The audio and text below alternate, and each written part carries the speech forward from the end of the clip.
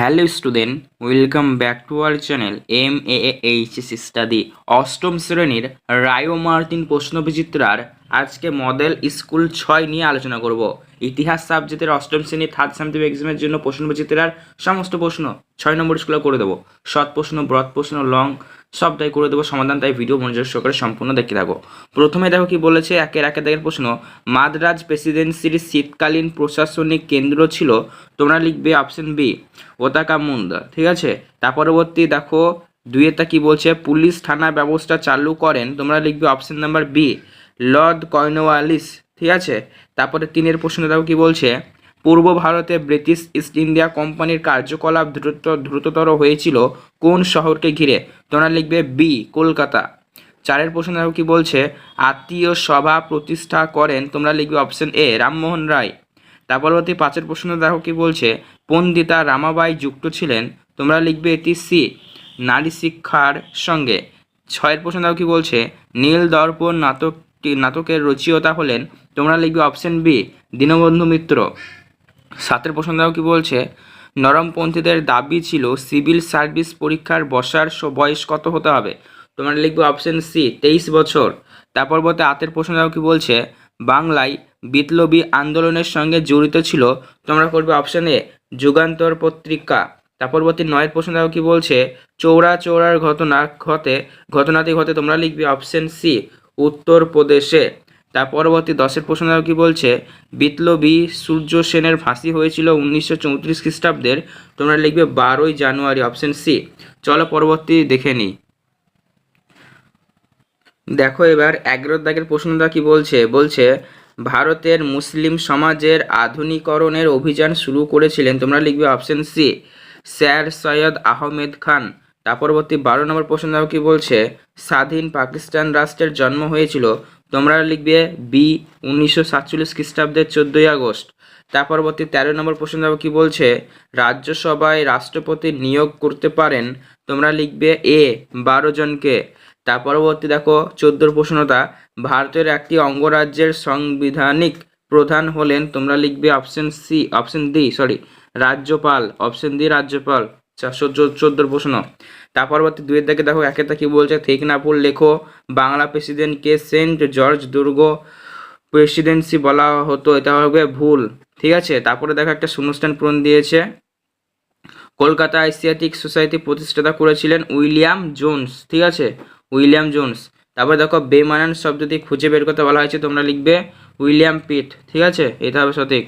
তার পরবর্তী দেখো প্রশ্নটা এটা হবে বেমানান। ঠিক আছে, এবার দেখো ডান স্তম্ভ বাম স্তম্ভ ক স্তম্ভ খ স্তম্ভ মিলাতে দিয়েছে, তো বাহাদুর শাহ হবে দেখো কি অপশন সি, অর্থাৎ তারপর হচ্ছে বেটা দেখো রাজা রামমোহন রায়, এটা হবে অপশন ই, অর্থাৎ তারপর দেখো সাঁওতাল বিদ্রোহ, এটা হবে অপশন ডি, অর্থাৎ তারপরে দেখো শিশির কুমার ঘোষ, এটা হবে এ, অর্থাৎ তারপরে দেখো শিবাজির উৎসব, এটা হবে বি। আশা করি মেলানোটা বুঝতে পেরেছো, তোমরা দেখে নাও। ঠিক আছে, চলো পরবর্তী প্রশ্নটা দেখে নাও, শর্ট প্রশ্ন কি রয়েছে। বলছে হিন্দ স্বরাজ গ্রন্থটির রচয়িতাকে, তোমরা লিখবে মহাত্মা গান্ধী। তার পরবর্তী দেখো 6টা কি বলছে, কত খ্রিস্টাব্দে খিলাফত আন্দোলন শুরু হয়েছিল, তোমরা লিখবে 1919 খ্রিস্টাব্দে। তার পরবর্তী দেখো 7এর প্রশ্নটা কি বলছে, কার ঘোষণায় প্রথম সাম্প্রদায়িক বাটোয়ারার প্রথা চালু হয়, তোমরা লিখবে রমেশ ম্যাকডোনাল্ড। ঠিক আছে, রমেশ ম্যাকডোনাল্ড। তার পরবর্তী দেখো কি বলছে প্রশ্নটা, এ কে ফজলুল হক কোন পার্টির সঙ্গে যুক্ত ছিলেন, তোমরা লিখবে কৃষক প্রজা পার্টির সঙ্গে। ঠিক আছে, তার পরবর্তী দেখো 9টা কি বলছে, রাজ্যসভার সদস্য কত বছরের জন্য নির্বাচিত হয়, তোমরা লিখবে 6 বছরের জন্য। তার পরবর্তী 10এর প্রশ্ন দেখো কি বলছে, পশ্চিমবঙ্গের প্রথম মুখ্যমন্ত্রী কে ছিলেন, তো পশ্চিমবঙ্গের প্রথম মুখ্যমন্ত্রী ছিলেন প্রফুল্ল চন্দ্র ঘোষ। আশা করি বুঝতে পেরেছি, শর্ট প্রশ্ন আমাদের সবটাই কমপ্লিট হয়ে গেল। চলো এবার ব্রড প্রশ্ন দেখে নিই। ব্রড প্রশ্নের মধ্যে 3-এর তাই প্রথমে রয়েছে, পিতের ভারত শাসন আইন কে প্রণীত হয়েছিল, তোমরা প্রশ্ন আনসারটি দেখে নাও। তো তোমরা দেখতে পাচ্ছ পিতের ভারত শাসন আইন, তোমরা এখান থেকে এই অবধি লিখবে, লেখার পাশাপাশি উদ্দেশ্যগুলো লিখে দেবে, তাহলে কিন্তু তোমাদের প্রশ্ন আনসারটি কিন্তু কমপ্লিট হয়ে যাবে। আশা করি বুঝতে পেরেছো। তো চলো পরবর্তী প্রশ্ন দেখে নাও, এখান থেকে এই অবধি লিখতে পারো তোমরা। ঠিক আছে, আর একটু 2-1 লাইন অ্যাড করে দেবে এখান থেকে এক্সট্রা। তার পরবর্তী প্রশ্ন দেখে নাও কি বলেছে, এরপর প্রশ্নটা হলো আমাদের অথবা দাগের, এর সাথে কোন কোন অঞ্চল নিয়ে বোম্বাই প্রেসিডেন্সি তৈরি হয়েছে। তো এই প্রশ্নের আনসারটি তোমরা দেখে নাও। এই প্রশ্নের আনসারটি দেখতে পাচ্ছ কোন কোন অঞ্চল নিয়ে বোম্বাই প্রেসিডেন্সি গড়ে উঠেছে। এখান থেকে তোমরা লেখা শুরু করবে, এখান থেকে শুরু করে এই অবধি লিখবে, তাহলে প্রশ্নের আনসারটি কিন্তু তোমাদের কমপ্লিট হয়ে যাবে। আশা করি বুঝতে পেরেছো। তো চলো পরবর্তী প্রশ্ন দেখে নাও। পরবর্তী প্রশ্ন দেখো, 2-এর দাগেরটা কি বলেছে, বলছে কে কবে আইন করে সতীদাহ প্রথা বন্ধ করেন। তো কে কবে আইন করে সতীদাহ প্রথা বন্ধ করেন, দেখে নাও প্রশ্ন আনসারটি। তোমরা এই প্রশ্নের আনসারটি এখান থেকে লিখবে, এখান থেকে শুরু করে এই অবধি লিখবে, তাহলে প্রশ্ন আনসারটি কিন্তু তোমাদের কমপ্লিট হয়ে যাবে। আশা করি বুঝতে পেরেছো। তো চলো পরবর্তী প্রশ্ন দেখে নাও। পরবর্তী প্রশ্ন দেখো, ওড়িশাতে অথবা দাগের মনে হয় রয়েছে, হ্যাঁ, নব্যবঙ্গ গোষ্ঠীয় সদস্যরা কোন কোন প্রথার বিরুদ্ধে সোচ্চার হয়েছিল। তো এই প্রশ্নের আনসারটি তোমরা দেখে নাও। এই প্রশ্নের আনসারটি তোমরা এখান থেকে শুরু করে এই অবধি লিখবে, তাহলে পরে কিন্তু তোমাদের প্রশ্নের আনসারটা কমপ্লিট হয়ে যাবে। আশা করি বুঝতে পেরেছো। তো চলো পরবর্তী প্রশ্ন দেখে নাও। পরবর্তী প্রশ্ন দেখো কি বলেছে এবার, তিনের দাগের সভা সমিতির যুগ কাকে বলে। তো এই প্রশ্নের আনসারটি দেখে নাও, সভা সমিতির যুগ। তো তোমরা এই প্রশ্নের আনসার দেখতে পাচ্ছ, সভা সমিতির যুগ, এখান থেকে শুরু করে এই অবধি লিখবে, তাহলে প্রশ্নের আনসারটি কিন্তু তোমাদের কমপ্লিট হয়ে যাবে। আশা করি বুঝতে পেরেছো। চলো পরবর্তী প্রশ্ন দেখে নাও। পরবর্তী প্রশ্ন দেখো কি বলছে, অথবা দাগে এরই সাথে 1907 খ্রিস্টাব্দের সুরাত অধিবেশনের গুরুত্ব কী ছিল। তো 1907 সালে সুরাত অধিবেশনের গুরুত্ব দেখে নাও। তো তোমরা এই প্রশ্নের আনসারটি দেখো, সুরাত অধিবেশনের গুরুত্ব, এখান থেকে শুরু করে এফডি লিখবে, তাহলে পরে কিন্তু তোমাদের প্রশ্নের আনসারটি কমপ্লিট হয়ে যাবে। আশা করি বুঝতে পেরেছো। চলো পরবর্তী প্রশ্ন দেখে নাও। পরবর্তী প্রশ্ন দেখো কি দিয়েছে আমাদের, এবার 4 দিকে ত্রাম্যলিপ্ত জাতীয় সরকার কার নেতৃত্বে কোথায় গঠিত হয়েছিল। তো এই প্রশ্নের আনসার দিয়ে তোমরা দেখে নাও। তোমরা আশা করি স্ক্রিনে দেখতে পাচ্ছ, তোমরা এখান থেকে লিখে নেবে, ঠিক আছে। চলো এবার পরবর্তী প্রশ্ন দেখো। এর সাথে অথবা দাগে রয়েছে, কোথায় এবং কবে গান্ধীজি লবণ আইন ভঙ্গ করেছিলেন। তো এই প্রশ্নের আনসার দিয়ে তোমরা লিখবে, গুজরাটের দান্দিতে 1930 সালে 6 এপ্রিলে ভঙ্গ করেছিলেন, ঠিক আছে। গুজরাটের দান্দিতে 1930 সালে লবণ আইন ভঙ্গ করেছিলেন, ঠিক আছে। তার পরবর্তী প্রশ্ন দেখো কি বলেছে, এরই সাথে 5-এর দাগে 3-এর বলছে দ্বিজাতি তত্ত্ব। দেখতে পাচ্ছ আশা করি। দ্বিজাতি তত্ত্ব বলতে কি বোঝায়। তো দ্বিজাতি তত্ত্বটা তোমরা দেখে নাও। তো দ্বিজাতি তত্ত্ব তোমরা দেখতে পাচ্ছ, এখান থেকে শুরু করে এফডি লিখবে, তাহলে পারে তোমাদের প্রশ্নের আনসারটি কিন্তু কমপ্লিট হয়ে যাবে। আশা করি বুঝতে পেরেছো। চলো পরবর্তী প্রশ্ন দেখে নাও। এরই সাথে রয়েছে দ্বিজাতি তত্ত্ব হলো, এবারে রয়েছে পাকিস্তান প্রস্তাব কি। তো পাকিস্তান প্রস্তাব কি তোমরা দেখে নাও। তো পাকিস্তান প্রস্তাব তোমরা দেখতে পাচ্ছ, এখান থেকে শুরু করে এফডি লিখবে, তাহলে পারে কিন্তু তোমাদের এই প্রশ্নের আনসারটি কমপ্লিট হয়ে যাবে। আশা করি বুঝতে পেরেছো। চলো পরবর্তী প্রশ্ন দেখে নাও। এবার দেখো পরবর্তী প্রশ্ন 3-এর 6-এর দাগের কি বলছে দেখো, ভারতকে ধর্মনিরপেক্ষ রাষ্ট্র বলা হয়েছে কেন। এই প্রশ্নের আনসারটি তোমরা দেখে নাও। ভারতকে ধর্মনিরপেক্ষ রাষ্ট্র বলা হয়েছে কেন, এখান থেকে দেখো দেখতে পাচ্ছ, এখান থেকে শুরু করে এফডি লিখবে, তাহলে পরে কি প্রশ্নের আনসারটি তোমাদের কমপ্লিট হয়ে যাবে, ঠিক আছে। আশা করি বুঝতে পেরেছো। চলো দেখে নাও। পরবর্তী প্রশ্ন দেখো, এটির সাথে রয়েছে 3-এর 6-এর দাগের বলছে, পশ্চিমবঙ্গের পঞ্চায়েত ব্যবস্থা 3টি স্তরের নাম লেখো। তো 3টি স্তরের নাম তোমরা দেখে নাও, এখান থেকে তোমরা পেয়ে যাবে পশ্চিমবঙ্গের পঞ্চায়েত ব্যবস্থা 3টি স্তর, এখান থেকে তোমরা লিখবে, ঠিক আছে। এবার দেখতে পাচ্ছ 3টি স্তরের নাম আর তাদের সম্বন্ধে একটু করে বলা আছে, ঠিক আছে। তোমরা দেখে নাও এবং তোমরা এইভাবে সুন্দর করে লিখবে, তাহলে প্রশ্ন আনসারটি তোমাদের কমপ্লিট হয়ে যাবে। আশা করি বুঝতে পেরেছো। তো চলো পরবর্তী প্রশ্ন দেখে নাও। পরবর্তী প্রশ্ন দেখো, আমাদের 3-এর দাগের কমপ্লিট হয়ে গেলে এবার 4-এর দাগের রয়েছে। 4-এর দাগের প্রথম প্রশ্ন কি বলছে দেখো, 4-এর 1-এর বলছে, স্যার সৈয়দ আহমেদের সংস্কারগুলির প্রধান উদ্দেশ্য কী ছিল। স্যার সৈয়দ আহমেদের সংস্কারের উদ্দেশ্যগুলি দেখে নাও। তো এই প্রশ্নের আনসারটি তোমরা দেখতে পাচ্ছ, ঠিক আছে। উদ্দেশ্য সবই রয়েছে, ঠিক আছে। তোমরা লিখবে তোমাদের সুবিধা অনুযায়ী। দেখো স্যার সৈয়দ আহমেদের সংস্কারগুলি কার্যাবলী, পাশাপাশি সমাজ সংস্কারও রয়েছে, ঠিক আছে। এই তোমরা এটি লিখবে, একটু এক্সট্রা অ্যাড করে দিতে পারো এখানে, ঠিক আছে। চলো পরবর্তী প্রশ্ন দেখে নাও। পরবর্তী প্রশ্ন দেখো, এরই সাথে রয়েছে কি বলছে, সাঁওতাল বিদ্রোহ কেন হয়েছিল। তো সাঁওতাল বিদ্রোহ কেন হয়েছিল প্রশ্নের আনসারটি তোমরা এখানে পেয়ে যাবে। সাঁওতাল বিদ্রোহ বা হুল বিদ্রোহ। তো সাঁওতাল বিদ্রোহ বলতে কী বোঝো, এখান থেকে তোমরা লেখা শুরু করবে, ঠিক আছে। এখান থেকে শুরু করে এই অবধি লিখবে, তাহলে প্রশ্নের আনসারটি কিন্তু তোমাদের কমপ্লিট হয়ে যাবে। আশা করি বুঝতে পারছো। একদম এই অবধি লিখবে তোমরা। মর্যাদা দেওয়া হয়েছিল, একদম এই অবধি লিখবে, তাহলে প্রশ্নের আনসারটি কিন্তু তোমাদের। দেখো এর পরবর্তী প্রশ্ন দেখো কি বলছে, হিউম্যান দাফরিন ষড়যন্ত্র তত্ত্ব বলতে কি বোঝো। তো এই প্রশ্নের আনসারটি তোমরা দেখে নাও। তো তোমরা এই প্রশ্নের আনসারটি দেখতে পাচ্ছ, এখান থেকে লেখা শুরু করবে, ঠিক আছে। এখান থেকে শুরু করে এই অবধি লিখবে, তাহলে প্রশ্নের আনসারটি কিন্তু তোমাদের কমপ্লিট। আশা করি বুঝতে পারছো। তো চলো পরবর্তী প্রশ্ন দেখে নাও।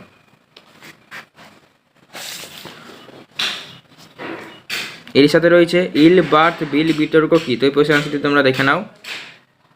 তো ইল বার্থ বিল বিতর্ক কী, তোমরা এখান থেকে এই অবধি লিখতেই পারো, ঠিক আছে। তাহলে প্রশ্নের আনসারটি কিন্তু তোমাদের কমপ্লিট হয়ে যাবে। আশা করি বুঝতে পেরেছো। তো চলো পরবর্তী প্রশ্ন দেখে নাও। পরবর্তী প্রশ্ন দেখো কী রয়েছে, তিনের জায়গা 4 গান্ধীজির সত্যগ্রহ গান্ধীজির সত্যগ্রহ আদর্শের মূল ভাবনা কী ছিল, এই প্রশ্নের আনসারটি তোমরা দেখে নাও।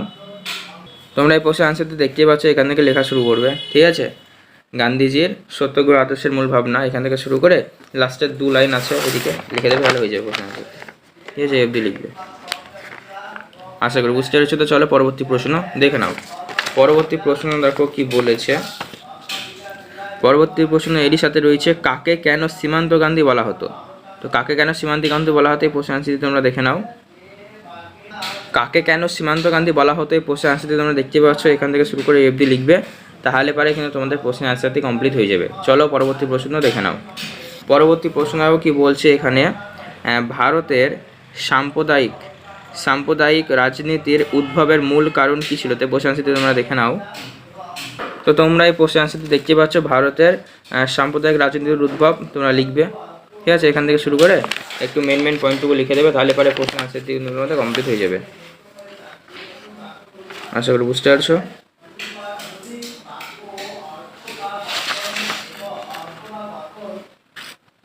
তোমরা তোমাদের সুবিধা অনুযায়ী লিখবে, এত বড় লেখা আছে মানে এত বড় তোমাকে লিখতে হবে এরকম তো কোনো কথা নেই, তোমরা তোমাদের সুবিধা অনুযায়ী লিখবে, ঠিক আছে। চলো পরবর্তী প্রশ্ন দেখে নাও।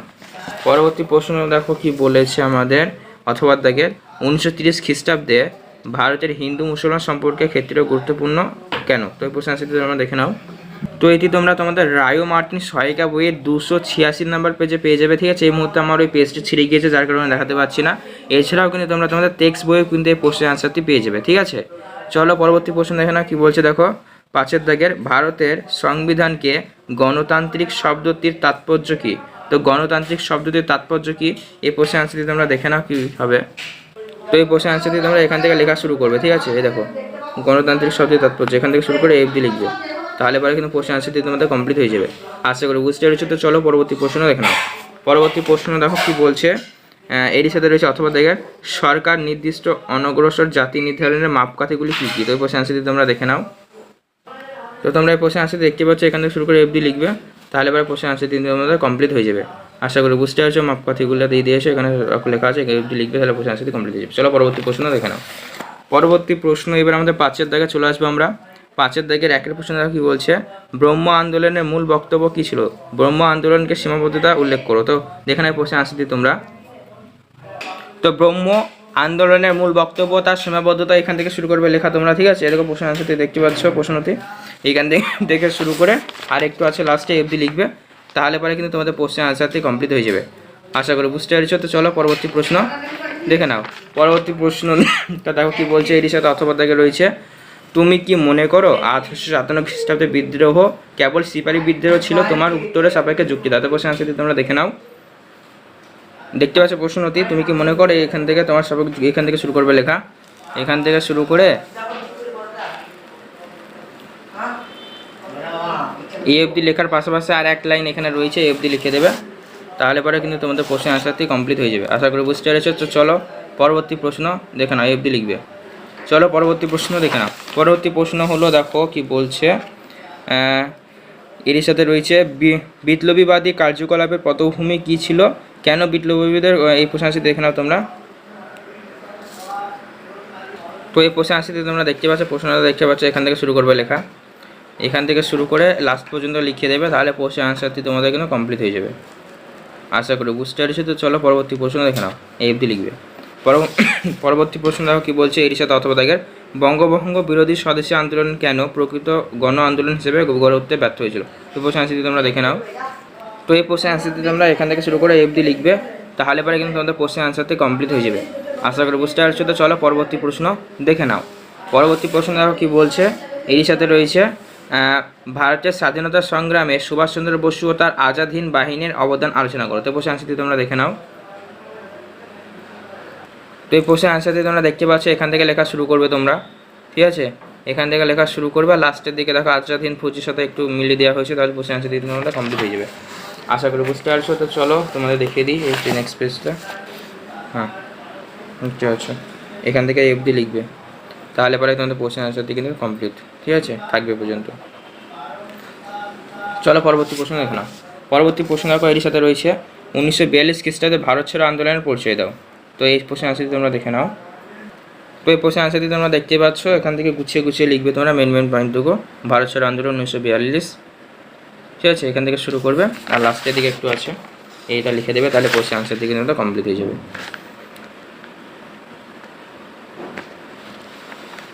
আশা করি বুঝতে পারছো। তো চলো আজকে পর্যন্ত সমস্তটা করে দিলাম, বড় প্রশ্ন, শর্ট প্রশ্ন, এমসিকিউ সবটাই করে দিলাম। তো তোমাদের পরবর্তী ভিডিওতে আমরা ক্লাস 7 মানে 7 নম্বর স্কুল নিয়ে আলোচনা করব। তো আজকের ভিডিও কেমন লাগলো নিচে কমেন্ট করে জানাও। এছাড়া এরকমই কোনো এরকমই তোমার এরকম রিলেটেড তোমার